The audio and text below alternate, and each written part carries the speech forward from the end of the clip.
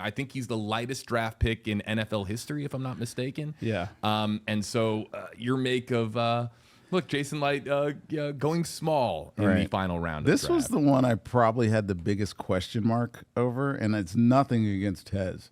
It's just that Tez is small and he's not very fast.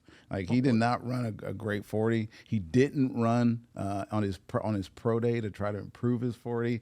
But yes, he's productive. He played at Oregon. He's best friends with Bucky. He's got a great story with the Nix family. Yeah, with the Bo Nix family. That story. I mean, you don't get emotional. I don't get emotional. I'm watching the draft. It's like guys are getting a chance to go, chase their dreams and make a lot of money. But that story was really, really cool. So could I give some deference to that? Yeah, I'll give some deference to the Tez Johnson pick. But he's small, and I know that the Bucs last year brought in Cameron Johnson, the wide receiver out of where did Cameron Johnson go to school? I'm blanking on it now. I got you. He went to Barton, right? It was a little tiny little school. He went to Barton to be our kick returner, to be that fifth receiver if he's up on Sundays. And you bring in Tez Johnson, and all of a sudden I'm saying now, well, what happened to Cam Johnson? Last year, Cam Johnson was he was the talk of the training camp. They couldn't wait for him to get on the field. Of course, he gets hurt. He doesn't get a chance to play.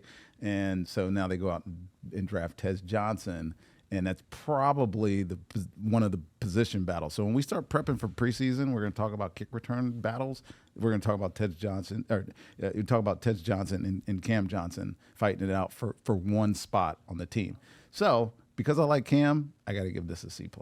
Okay, C+ for Tez Johnson. And look, Tez, don't be hurt. I mean, right. If there's someone who was a little bit undersized at his position back in the day is over there. That small. Right. Okay. Let's be real. What's the height on Tez Johnson, boys? What do we got? I think is it 5? My goodness, we're checking on it, and again, I believe he's the lightest player ever selected in the NFL draft. I'm sorry. 5'10". Yeah. 5'10", 165. Yeah, you're not that small. Yeah, no. I'm not 165.